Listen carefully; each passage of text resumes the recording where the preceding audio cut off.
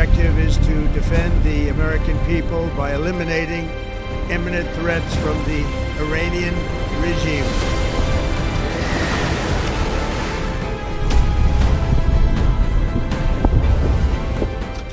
We are not defenders anymore. We are warriors.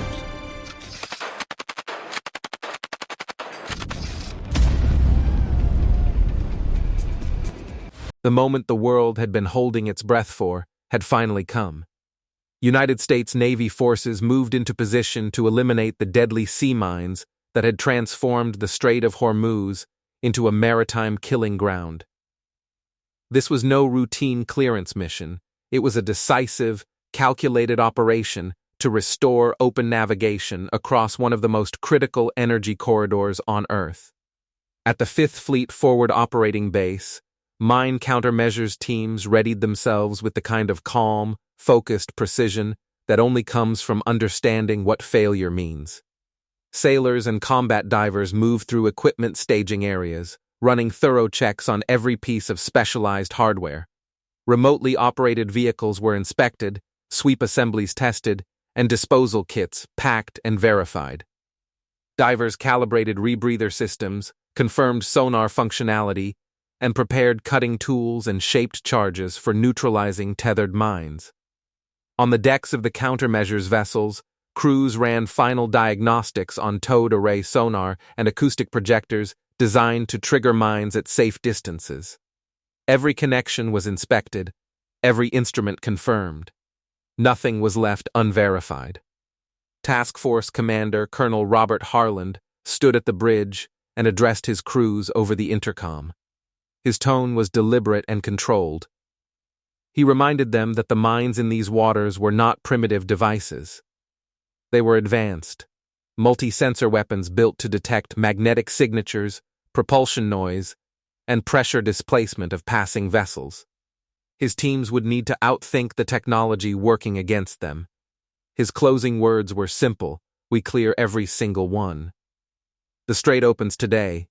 The operation commenced with countermeasures ships advancing slowly into designated threat sectors.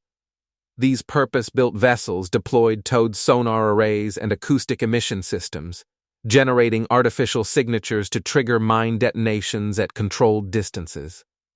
Underwater projectors broadcast recordings replicating engine and propeller sounds of large commercial ships. The effect was immediate.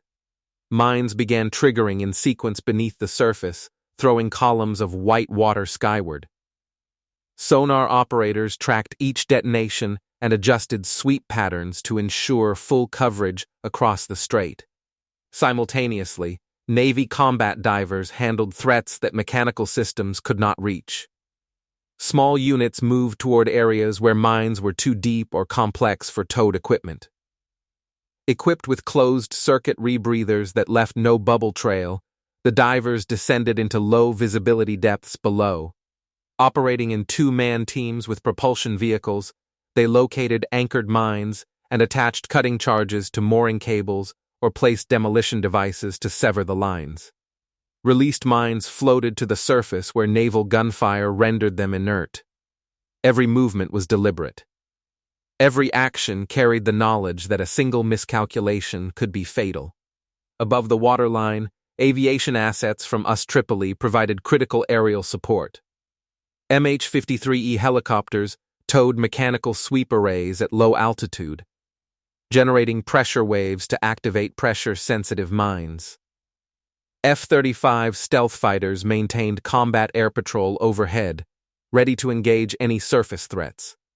The operation was a seamless integration of surface ships, subsurface divers, helicopters, and fixed-wing air cover, all functioning as one coordinated system.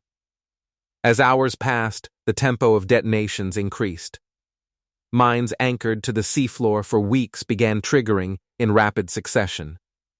Magnetic variants responded to the sweep arrays. Acoustic mines were deceived by calibrated recordings through underwater speakers. Pressure mines required helicopters to fly exact speed and altitude profiles, replicating the footprint of a loaded supertanker. Teams adapted continuously, modifying tactics based on real-time sonar data and diver feedback from below.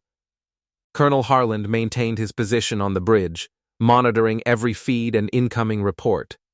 When sonar operators identified a dense mine concentration along the primary shipping lane, he ordered simultaneous mechanical and acoustic sweep runs over the same sector. The resulting chain of detonations sent towering geysers hundreds of feet into the air, visible for miles. Quiet cheers moved through the crews as sonar displays began showing clear water where contacts had previously filled the screens. By the time the sun began descending, a safe transit corridor had been established. The divers had manually neutralized dozens of mine contacts with steady hands in near-zero visibility. The helicopters had maintained continuous operations without a single mechanical failure. The surface ships had held precise station keeping throughout, their crews coordinating the full effort without interruption. The first vessel to transit the cleared corridor was a very large crude carrier sailing under a neutral flag.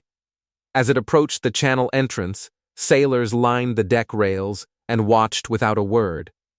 The massive tanker moved slowly into the passage that had been a graveyard only hours earlier. When it emerged from the far end intact, a single unified cheer broke across the fleet. The Strait of Hormuz was open. Colonel Harland permitted himself a measured smile as he watched the tanker clear the passage. He turned to his executive officer and said what the entire task force already knew. "We did it. The mines are gone. The strait is breathing again." The drawdown began immediately, but the mission was not complete. Follow-on sweeps were planned to confirm no remaining threats had been missed. Divers would return for verification surveys. Helicopter crews would continue patterns until the full strait received a final all clear. The immediate threat had been broken, but the standard required was absolute. Beyond the mine clearance, the broader campaign remained in motion. The 101st Airborne Division continued its regional deployment, postured for the operation that would sever Iran's last significant strategic resource. On the decks of the ships that had made this day possible, sailors and Marines gathered as evening light fell across the now open waterway. They had accomplished what many considered beyond reach.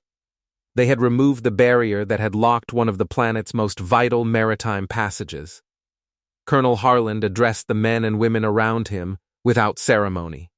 "You cleared the mines. You opened the strait.